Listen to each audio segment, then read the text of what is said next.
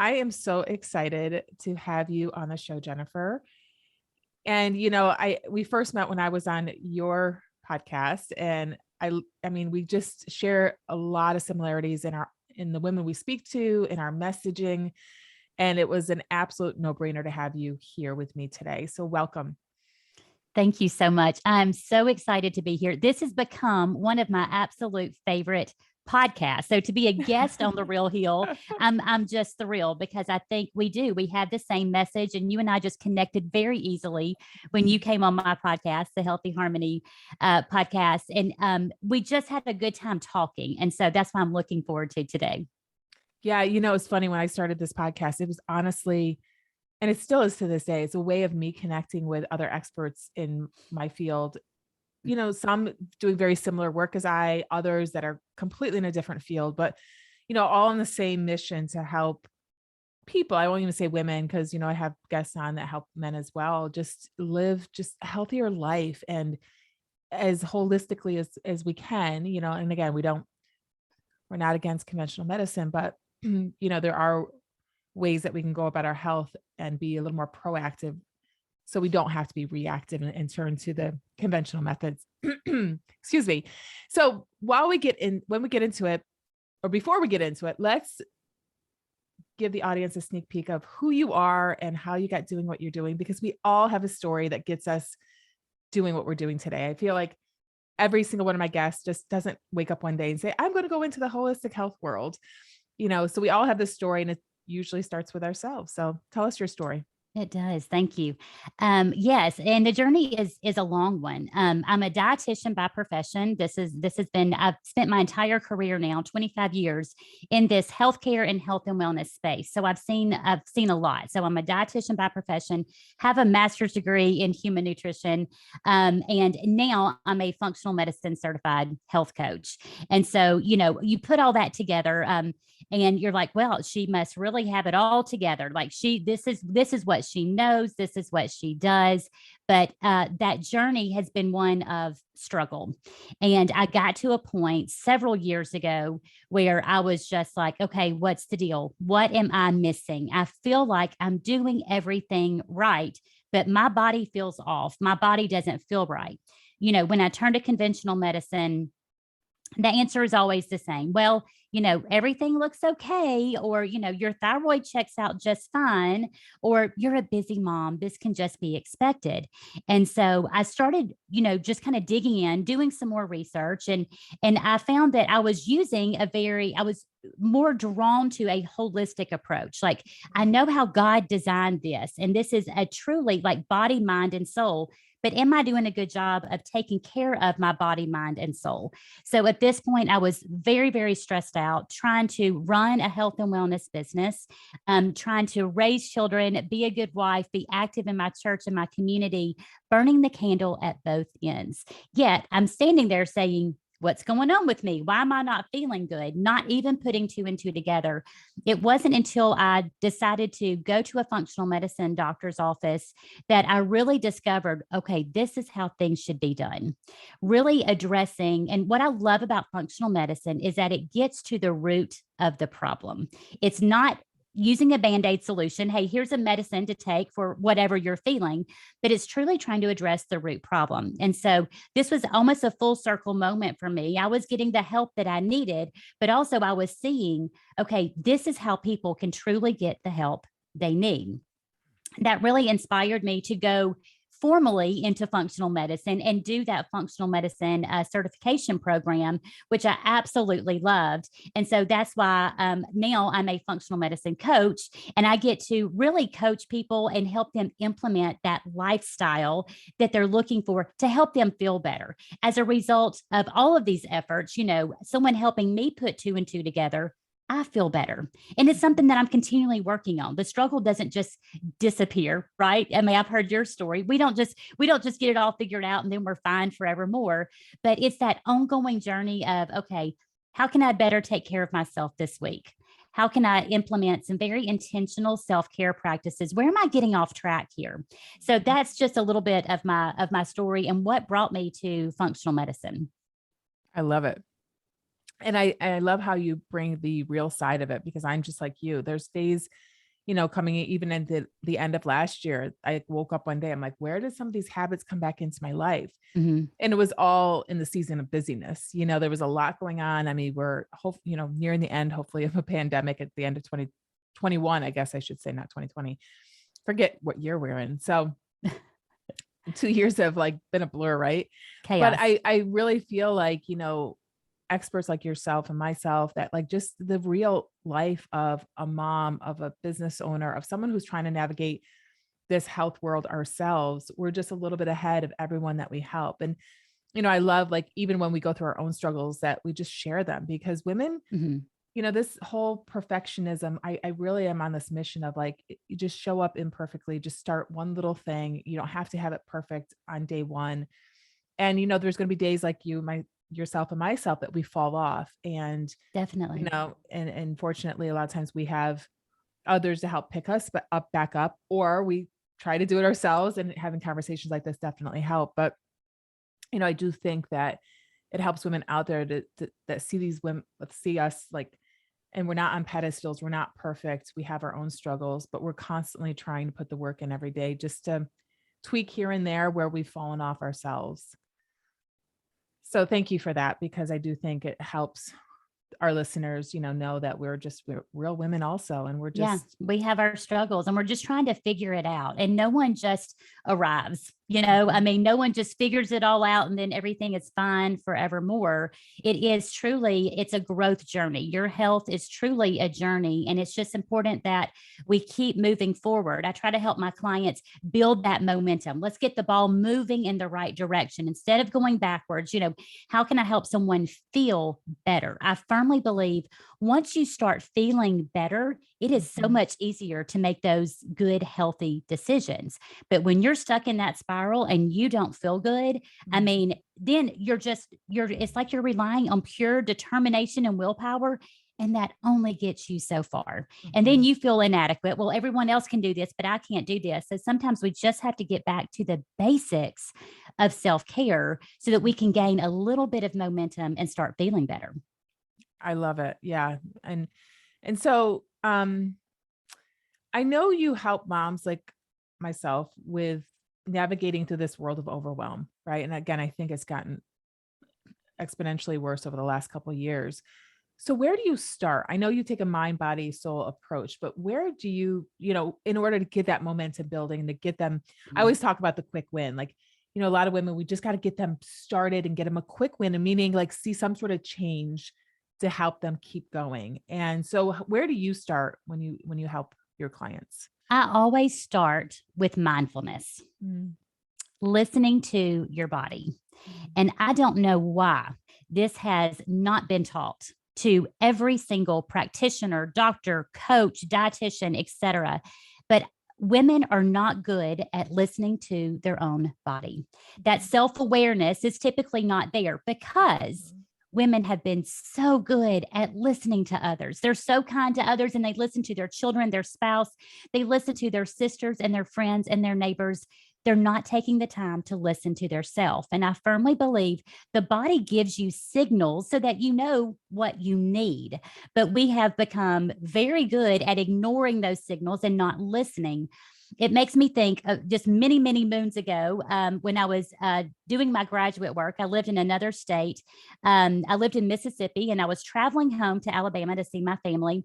And on the way back, I had a bad car accident and I totaled my car. Now, I was okay, thank God, but my car was not. It was completely totaled. So here I am, young and single, looking for a car.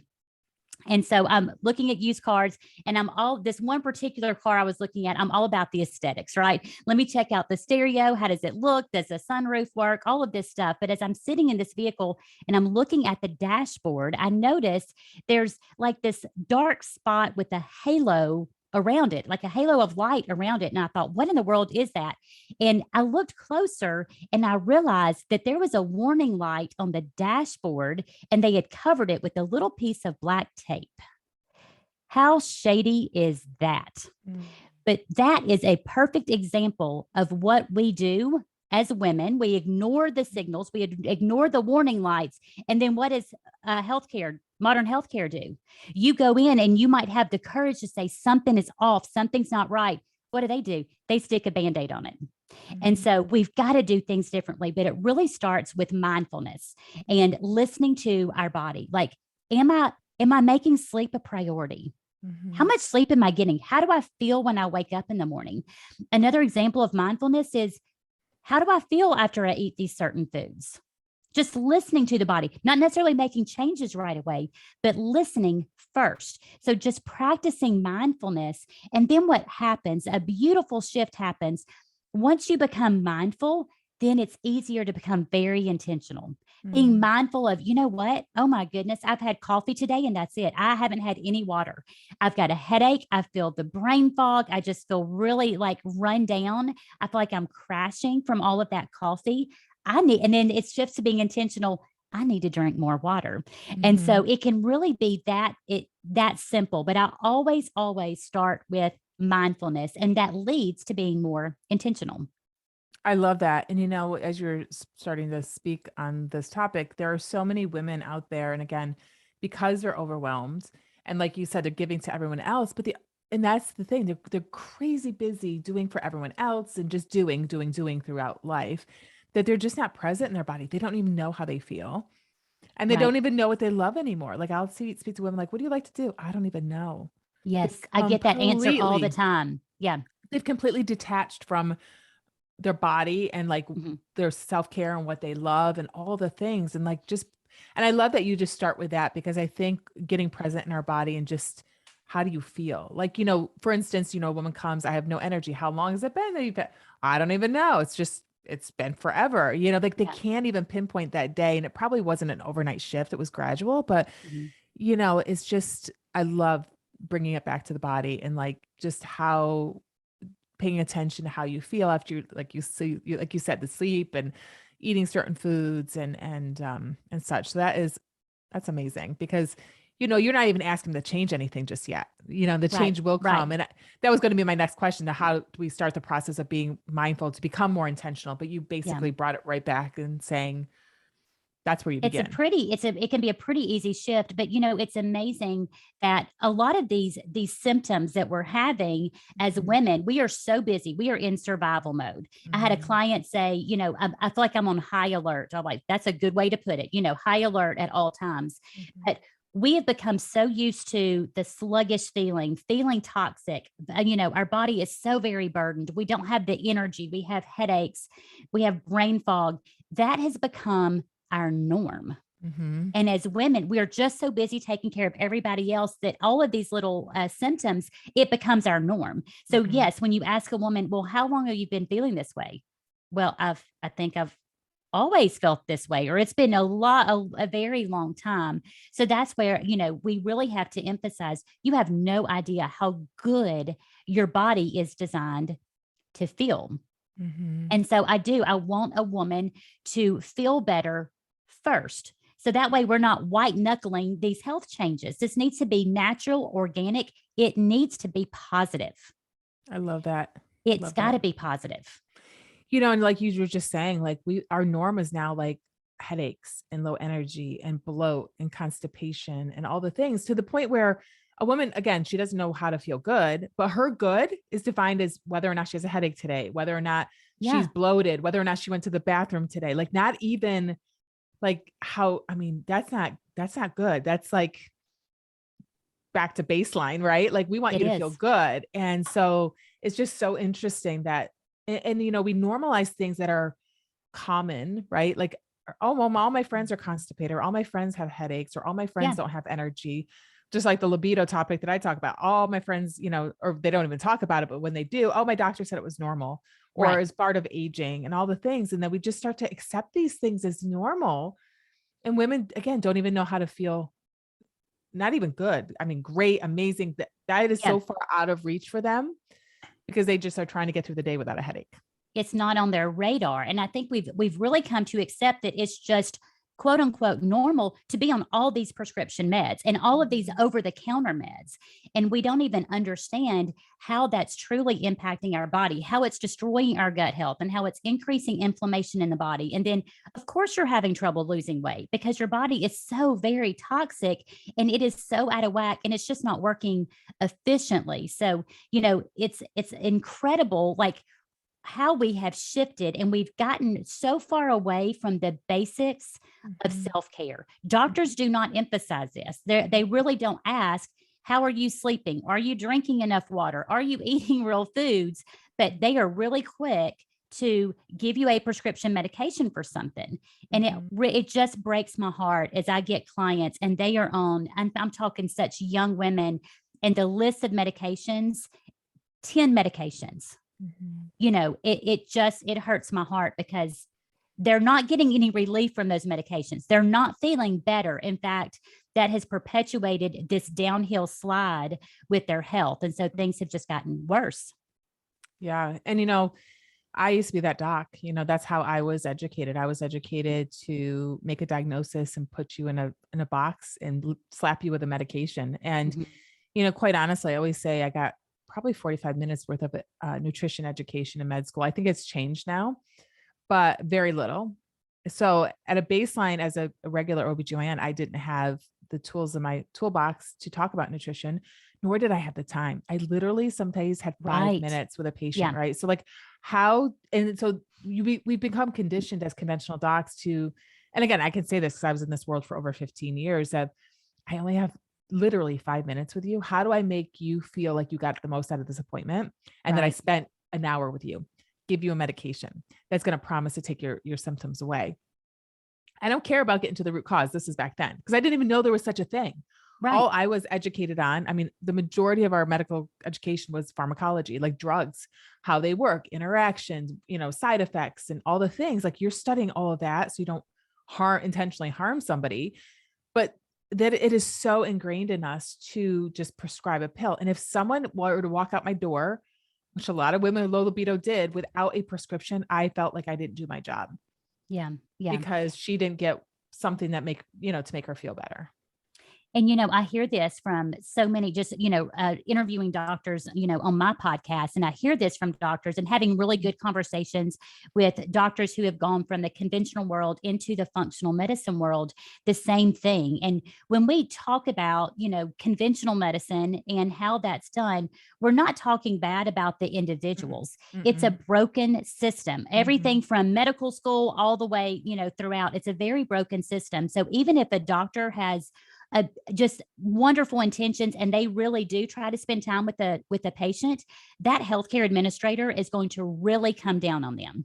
So, doctors are stuck between a rock and a hard place. How can I maximize my time with this person? How can I help them the most?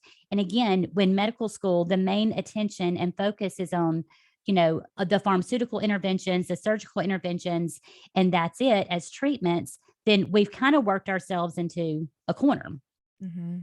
Yeah. And I think we've conditioned society to just go to your doc, complain of a symptom and get that pill and you'll feel better. And that's how we are conditioned to, that was me before when I had my back injury.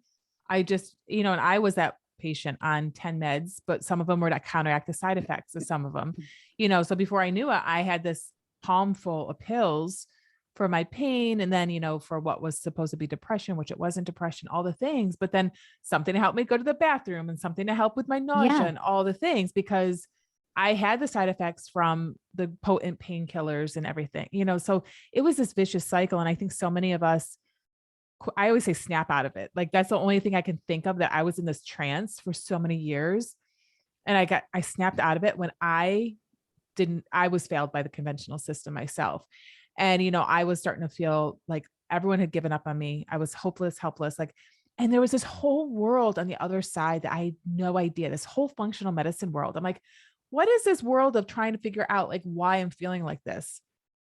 And I remember the day that I discovered it, it was literally a night. I was thinking, gosh, how many other women, if I'm in this medical world, in this healthcare field, and I don't even know about it, how many women are out there feeling exactly how I'm feeling? Right. Not getting the help, right? I actually contemplated taking my life because that's how awful I felt. How many other women are out there feeling the same exact way, coming up against roadblock after roadblock, are told you're going to have to live like this, and they don't feel good. They know something's wrong, and they're just not getting the help. And so when that world of functional medicine, which again, I find that a lot of women that we both work with, they've either been failed by the medical system, the conventional system that is, or like they're just not being listened to. They know something's wrong, and Right. they can feel Right. better. Right. But they're coming up against these like normal, it's common, everyone has this, it's because you're getting older. And it's just sad. And so I think, we can't get mobilized quick enough to help these women realize that there is a better way for those that want the help the way that we provide it. You're so right. And women are being dismissed. Mhm. They're being dismissed. They're being silenced. A wonderful way to silence a woman and make her shut up is to throw a medication at her, and their feelings aren't validated. And so then they're like, oh my goodness, maybe this is all in my head. This doctor just made me feel like maybe this is all in my head. Maybe I'm making that up. And then I'm sure their spouse is having a very hard time understanding. And so it perpetuates this awful, awful cycle. And so we have to do something different. We have to offer women encouragement and hope. And it doesn't have to be these really complicated measures to get you feeling better. And I love what you said earlier. I just want to sort of circle back around that, other women, like you can look to your left, your right. Maybe they're doing what you want to do, but that they're not any more special than you. You can do exactly what they're doing. Right. I feel like so many women are like, well, she can lose. And again, I come back to weight loss because that's what so many women want. Goodness, yeah. She can lose 20, 30 pounds. I can't. Of course you can. Maybe it's not going to be overnight if you want this to be a lifelong, sustainable way of life. But, so many women are like, well, she has the motivation, like you said before, the willpower, the discipline to do it. I don't have that. Well, we don't rely on that. That won't get you very far. That will not get you very far. No. And, we're not talking about those people out there on social media that make it look so easy. You're not seeing behind the scenes. It's not always flowers and butterflies, let me tell you. So right. So, and I know your background is in nutrition. So how important is diet when it comes to navigating this world of overwhelm? I think it's really important, but we have to take a simple approach because again, a woman does not have time to count things and calculate. And all of this stuff, because typically a woman, she's got children she's raising, she's married, she's active in her community, she's working. There's all of these things. So if you're stressed out about your health journey and about your nutrition approach, you're really shooting yourself in the foot. So I'd like to take a very, very simple approach. How can we shift to focusing on real foods, real whole foods, those things that truly provide nourishment to your body? And, as we look at this, a lot of women struggle with weight, and there's a lot of different reasons for that. But part of that reason is that we're just so very toxic, and we're up against this huge diet and weight loss industry, which is just about money. And so, all you have to do is look at the statistic of 95% of diets fail.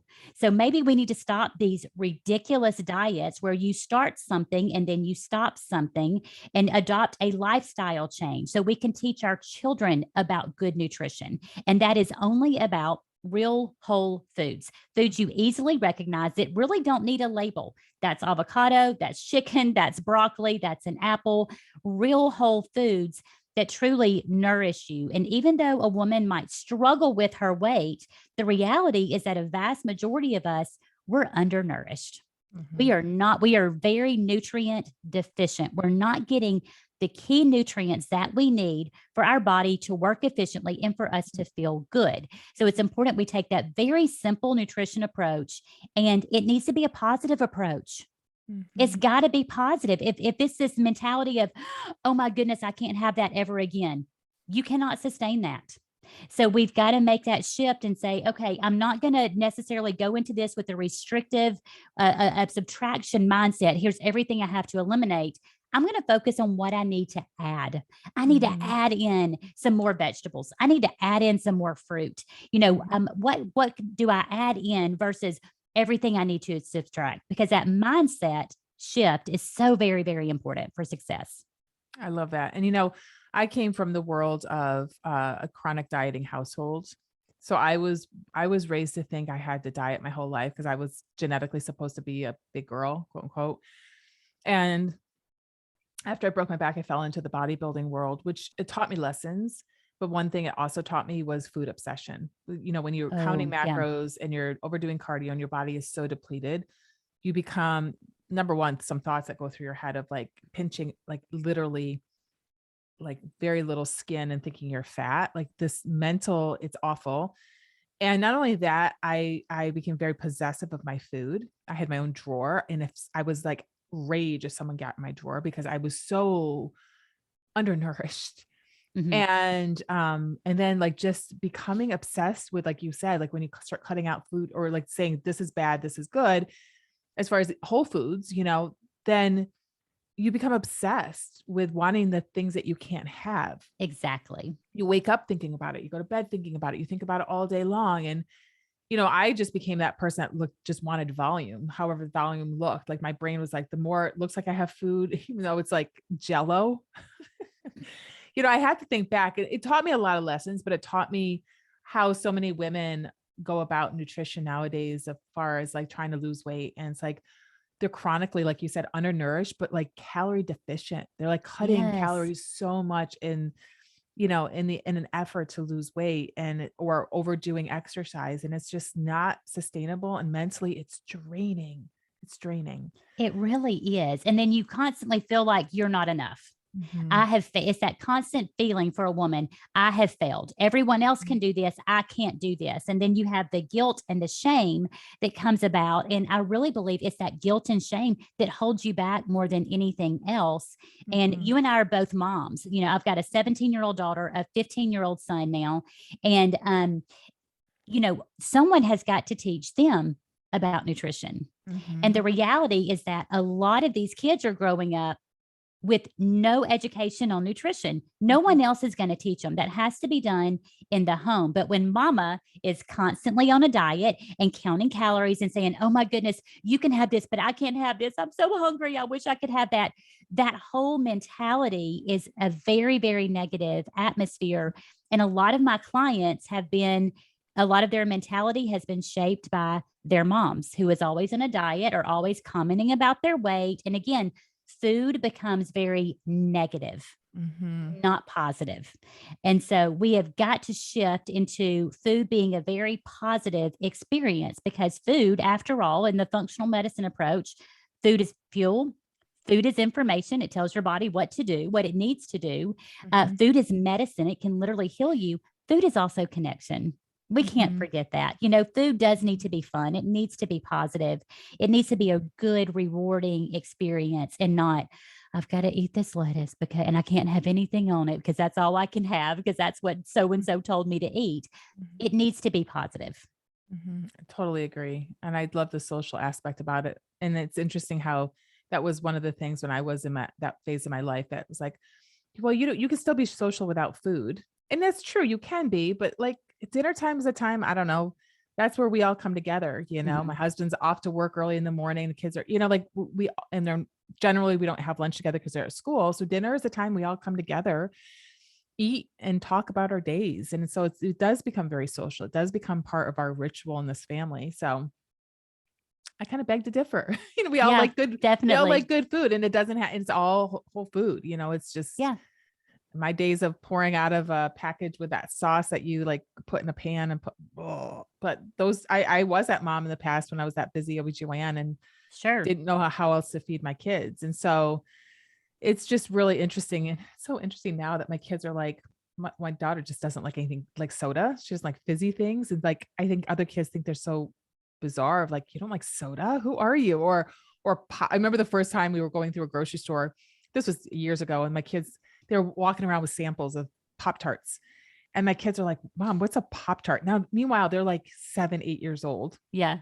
They're now almost 15. And it's like, Mom, what's a Pop Tart? And I'm like, I don't know which we want to classify Pop Never. Tarts, but Yeah. I was like, Never mind. go ahead and try it if you want to. And so they tried it. They're like, ew, it's so sweet and disgusting. I was like, thank you. Like, because Yeah. I never again want to take something away, say you can't have that, but like try it, see if you like it, including soda. I constantly, said to my daughter, like, try it. not that I want you to do, but I Right. also don't, I want her to make her own decisions. She's like, no, mom, that's just their taste buds have developed a certain way because of the foods that we eat. So things, Yes. Yes. right? So like the Mhm. Pop-Tart was sicky, sweet, and artificial tasting because their taste buds aren't used to it. Soda's Right. too fizzy because they're not used to it. So I definitely think, and they started pretty young, with this way of eating in my house, 5, 6 years old is when my injury happened and I shifted. And, speaking to moms out there, like, I'm sure you can resonate with this. Like when we teach moms the value of eating real food, how good she feels, it just trickles down to the kids and the It does. spouses, right? Like it's just a natural flow, nothing that has to be forced. Nothing was ever forced in my house. It was just this natural Yes. flow. To the point where now I have teenagers, they're like, Mom, we eat so healthy. Can we just have bad food once in a while? Yeah. And the answer is yes, Yep, sure. I mean, because yep, you're eating healthy most of the time. And I yeah. use the same approach as you. I don't want to use that, oh my God, you can't have that Mhm. forbidden approach, because then it just makes it that much more appealing. But I truly want my kids to be empowered to make good decisions on their own. Correct. And Yep. it does. It makes a really big difference when they're empowered. And if you think about it, this it doesn't just trickle down to our children and our spouses. This can really, bring about change in an entire generation. This can Mhm. be, change for generations to come. Let's change how we're doing things and how we approach our physical health, because we have got to be our own best advocates. This is on us. We cannot, gone are the days where you can depend on a family doctor to give you some guidance and support. I think those days are long gone. And so you can't wait for a doctor to give you a diagnosis, for instance, to bring Mhm. about some change in you and your family. You've got to be your own best advocate and start now, and start in a very simple manner. I love that. I love that. And again, I think before we hit record, we both take that same approach of being like, you might, not get to your end goal overnight, but like, let's not white knuckle this. Let's be in this for the long game and let's just build on little healthier habits every day. And before you know it, those little wins every day is going to result in that big outcome that you want. And Mhm. so, as long as we don't have this like strict guideline or timeline of like, we got to get it done by this date, you can take as long as you want to get to your end goal. Because in doing so, you're actually developing healthier habits that are not going to only affect your life, but those of your family and, like you said, future generations. So, Mhm.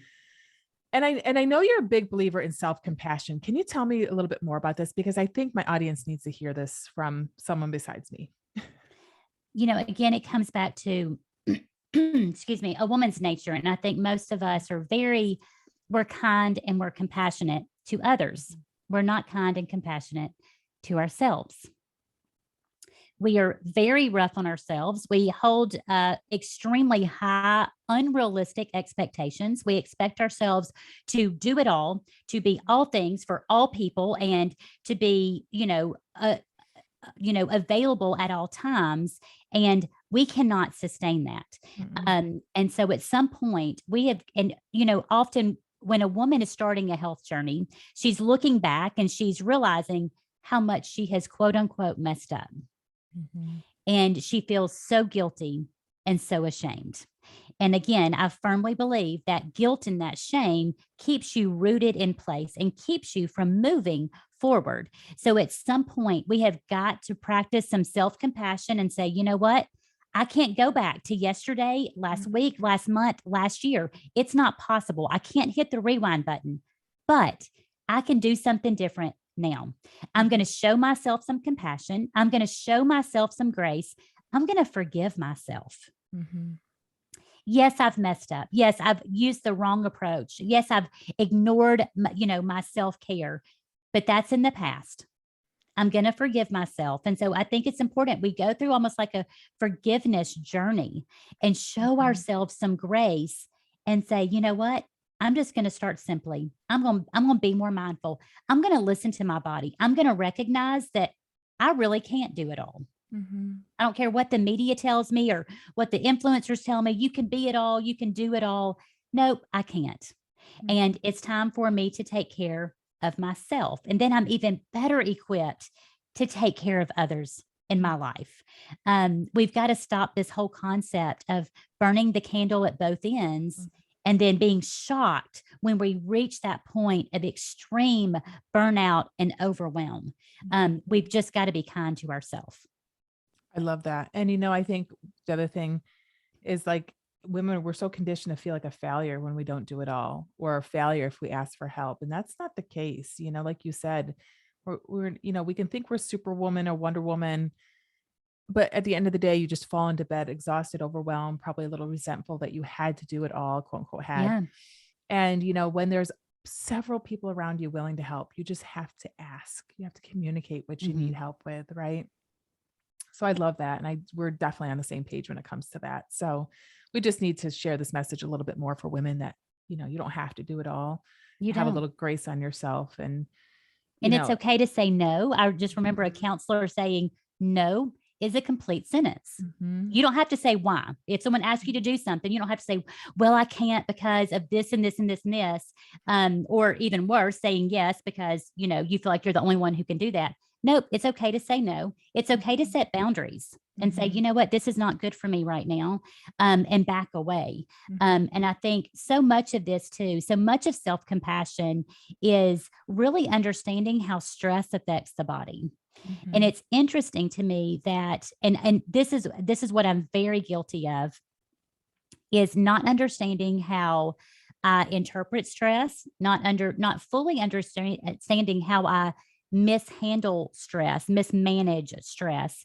And we have to understand that our body cannot continue to operate when you're not even recognizing the stress. And my tendency is I'm going to shove that stress down and I'm not even going to acknowledge it because I don't have time. I'm in survival mode. I've got to go. And so I push down that stress and it is absolutely destroying my health. And so I've come to realize I've got to manage the stress, but first I've got to acknowledge the stress. And I'm seeing that with a lot of women. It's interesting that they have a hard time acknowledging the stress because it's like acknowledging the stress is admitting that you can't handle it. Well, you're not supposed to handle everything. This is some rough stuff we're going through right now. Even pre-pandemic, women were in an extreme state of stress. Now you add this crazy factor and it is exponentially higher. So at some point, let's acknowledge the stress and say, yeah, this is stressful. What am I going to do for my body to help my body dial back that stress response and shift out of that sympathetic state, that fight or flight mode, so that I can get some rest and relaxation and support my body in this very difficult time? I love that. And so we've covered, a lot about, how we help address the body and the mind. And I know you also have a soul component of wellness. How do you address the soul component? I think at the end of the day, we have to ask ourselves the question, what am I doing to nourish my soul? As we approach health and women, a lot of times they come to us with those goals of, I want to lose weight. I want to lose weight. That's the main focus. Sometimes we need to release some things so that our body will work efficiently. And we have to recognize that body, mind, and soul, it all goes together. So we want to look at physical health, mental health, emotional health, and most importantly, spiritual health. It's the core of who we are, and ask ourselves the question, what am I doing to nourish my soul? And so for me, my faith in God has carried me through because it reminds me I can't do this on my own. I don't have this kind of strength, this kind of willpower. And so my faith is what carries me. But what am I doing to invest in my faith? Am I giving myself that quiet time to read a devotional, to spend time in the scripture and to spend time in prayer and meditation? What am I doing that? Or am I kind of skipping that so I can go right into being productive? And so we've got to look at what nourishes our soul. For me, also being outside nourishes my soul. And so just a couple of weeks ago, when I saw my counselor, she's wonderful and she's very candid and to the point. So she said, what do you love to do? What brings you joy? And I had to hesitate for a moment because, sometimes we're just stuck in that productivity. This needs to sound good. What can I do to be productive? Nope. What do I really enjoy doing? And I said, I really enjoy plants and flowers. And she's like, okay, what are you going to do about it?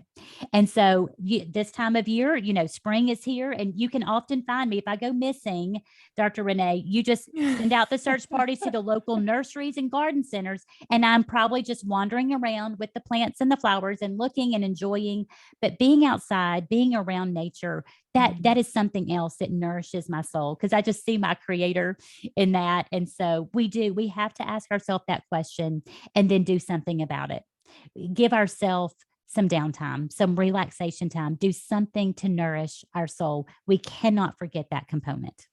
And that goes back to the self-compassion, right? Like it's part of Yes. having not the guilt or the shame that you're giving to yourself and pouring into your own cup. I think so many women, they feel guilty about taking 30 minutes to themselves a day. And I'm like, oh my goodness, no wonder we've gotten to where we are today, because Yes. Yeah. this guilt and shame has like really destroyed women's health. And so I think bringing it back, like you said, to the soul and what feeds your soul, and it looks different for everyone, and really It just does. sit with that. And like, one of our final little thoughts for today's episode is like, what brings you joy? What feeds your soul? What Mhm. can you give yourself every day for 20, 30 minutes? Maybe even start with 10, and work your way up, but just try to sit with what makes you happy and do more of that. Most definitely. Most definitely. So I always end with this question that my listeners always love to know about my guests. But what is something that you know now that you wish you knew 5, 10, or even 15 plus years ago? Being having a lot of training in nutrition, you get kind of focused on that. And being a dietitian, it's all about the therapeutic diet for something. I wish I had understood the impact of stress and lack of sleep. Those are the two things that have destroyed my health that I have not paid attention to before. I do now.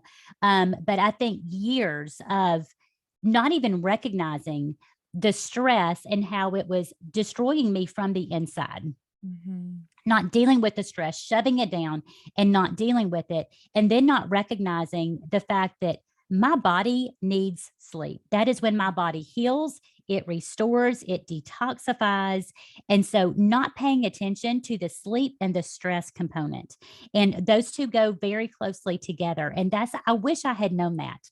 That was Mhm. not taught to me. That was honestly was not emphasized until I went through functional medicine training. And Mhm. obviously, it was already becoming a key interest of mine. But I wish I had known that. I wish I had adopted those practices sooner. And I think things would have been dramatically different with my health. And so that's usually where I start with most women. After mindfulness, we go right into stress management and sleep. Because Mhm. again, let's feel better.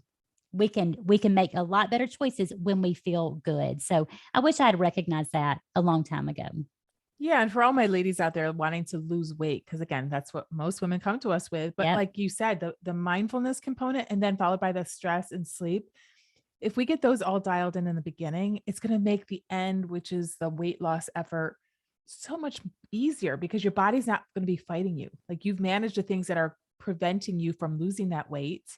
Now we just dial in a little bit more of the nutrition, and Yeah. the real whole food. So, the food at the end and the weight loss is just icing on the cake when you manage those first few foundational components. So right. Yes, definitely. I love this. This was such a great episode. And, we covered so much. And I just think it's just going to give women even more validation and permission. Validation is in how they feel, and permission to really, again, give themselves some grace and some, Yes. and some self compassion, and go slow, go start low, go slow, like start little by little. And again, nobody else is any better than you or can do it better than you. You can do it like any other woman out there. It's just, you got to go at your own pace. Definitely. That is so important. Go at your own pace, listen to your body. And, Mhm. as we implement some changes, it needs to be positive. I mean, again, positive thoughts, positive body, negative thoughts, negative body. So, Yep. we just have to look at all of this and how it all works together and cut ourselves a break. Honestly, just cut ourselves a break. I love to give women permission to, like, read a book, Mm. you like to read? Okay, good. I want you to read. And they're like, wait, you want me to like just sit there and read? But what if I have this to do? I'm like, no, you need a break. You need to sit there and read. You need to have scheduled breaks. I don't care how busy you are. Yep. So we have got to be intentional about taking the rest, the relaxation, and just that enjoyment, because life is really, really short. And we need to do some things differently so we can enjoy the time we have here on earth. I love that. So where can my audience connect with you? Where can they find you? Where do you like to hang out the most? So I am most often on Facebook and on Instagram at Inspire Healthy Harmony. And then you can also find me on the podcast, the Healthy Harmony podcast. And all of that resides on it's on every major podcast platform, but also everything is on the website, inspirehealthyharmony.com. I love that. Well, thank you so much for being here with me today. And again, having an amazing conversation and helping empower women to live their best life. Thank you so much. I love this.